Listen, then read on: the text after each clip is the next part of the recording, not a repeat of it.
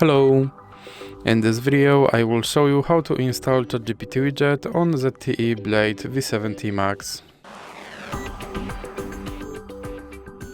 So you have to start by opening your Google Play Store, then click on search bar and type in Wally AI and click search, and then click install.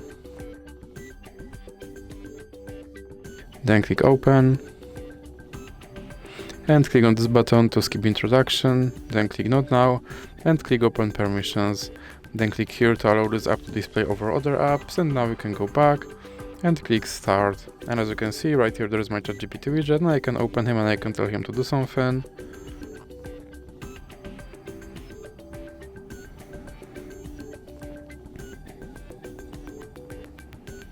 And as you can see he responded. And if you want to remove him from your screen, simply drag him into the X icon in the middle. So that's it for this video. If you liked it, please remember to leave a like and subscribe.